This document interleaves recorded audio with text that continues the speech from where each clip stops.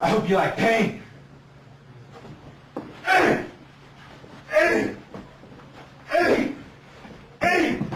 Always mind your surroundings. You guys want to see something?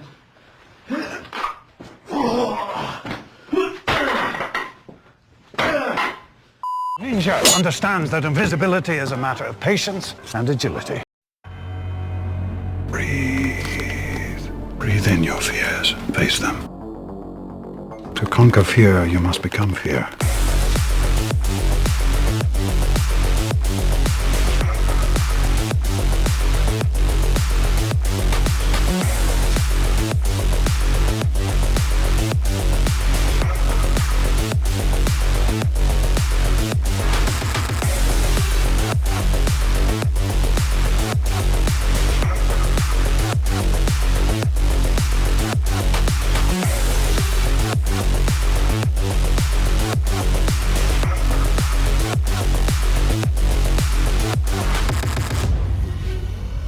Ready to become a member of the League of Shadows. Alright guys, welcome back to another Destiny 2 build video. I gotta tell you, this is probably the most fun build that I have played with since starting this game, and I've got about 850 hours into the game. And it's all because of the sword and the Garfalcons. It's really strong, and as you could tell from the intro clip, you just destroy everything. You're invisible the vast majority of the time. They can't do anything to you. You just create explosions and you get your super constantly. For those of you that are not interested in what I have to say, here's the build. So you guys can just copy it over and give it a go. I would obviously still recommend that you do have 100 resilience. It does help out quite a lot. Now I don't have this perfected. I don't have a triple stack. But to be honest, you don't really need to, because every single time you kill something with your quick fang, you are effectively going invisible anyway. This with Thresh on it, which gives you additional super energy on kills, combined with the Echo of Reprisal, you're just getting your super back 3 to 4 times within minutes. It's really, really strong. So let's start at the top. We're running Shadow Shot. Because of 820 cooldown, we want that as quick as possible. I mean, if you really want to go full ninja, you can go with the Spectral Blades, of course. Running Gambler's Dodge because we do want to recharge our melee every single time that we do dodge close to an enemy, which we typically do just before we go in for the strike. It just helps with weakening targets because you're using the Snare Bomb. And defeating weakening targets is just filters into everything perfectly. We're using the Scatter Grenade, and actually not the Vortex Grenade, because the explosions from this just does incredible ad clear. It's so strong. It's got a 145 cooldown. It's also much quicker accessible because of that. That's exactly why we are running that. This, combined with Echo of Undermining, is incredibly strong, and obviously the reason why I don't have 100 stat on Discipline. On the aspects, we're running Stylus Executioner and Vanishing Step. Now, of course, you can say, well, why don't you want to run, why wouldn't you rather run, Trapper's Ambush? Because you'd be able to go volatile a bit more.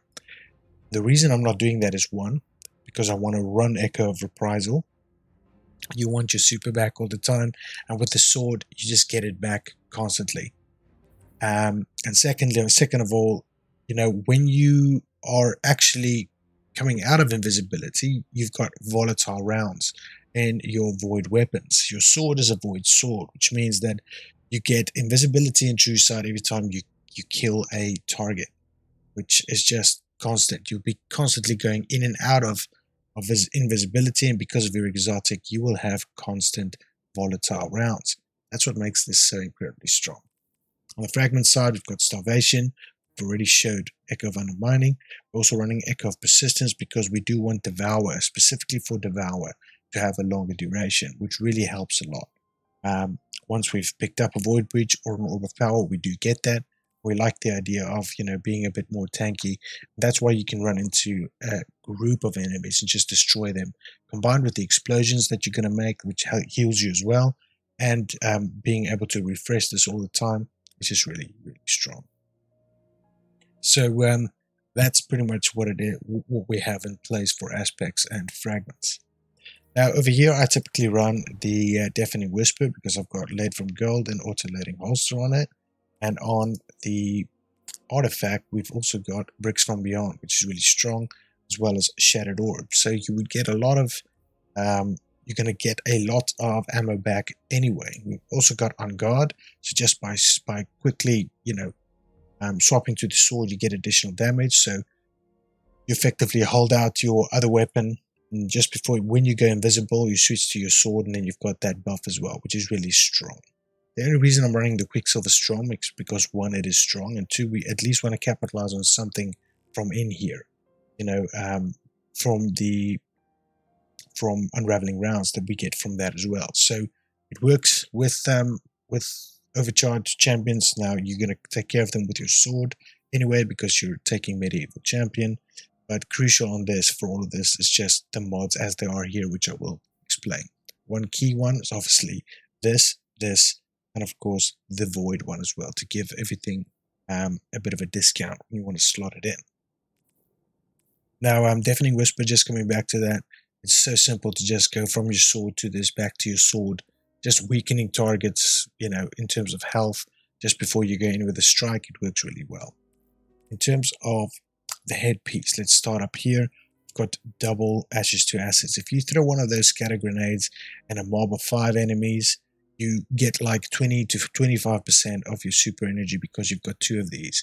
Combining that with the combined Void and Strand dual siphon, doesn't matter if you kill something with the sword, grenade launcher, or the Quicksilver, you're gonna get orbs either way. Now orbs is obviously important, but you also create orbs with your grenade, and you also have double grenade kickstart so that you can get it back very quickly. You've got 1 minute 45 seconds on a grenade cooldown, so this really helps getting it back constantly. On the chest piece, the exotic, which I don't even have maxed out yet, we've got double void reserves because we want the sword ammo as much as possible. We're stacking that up with charged up so that we can actually, every time we get like 2 sword kills in a row, we'll get an orb, which means we will to get 2 armor charges, or because of the next, not because of charge up, but because of the next perk that we're going to run, or mod that we're going to run. And this just allows us to be able to carry 4 all the time, which is great. On the leg piece, this is the one I'm talking about, stacks on stacks. So if you pick up 1, you get an additional charge, which means after 4 strikes with your sword, killing 4 enemies, your armor is full. Your armor charge is full, which when you combine with Void and Weapon Surge, you're doing an incredible amount of damage with your sword and your grenade launcher.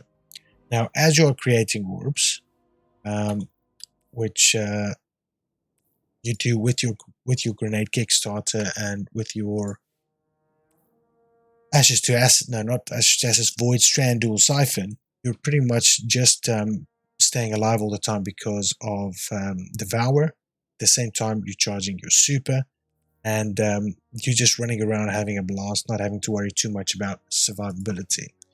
On the class item, we slotted in Time Dilation because we are running double Void Siphon, and then of course we've got Bomber on both of these because causing reducing your grenade cooldown every time you use your class ability.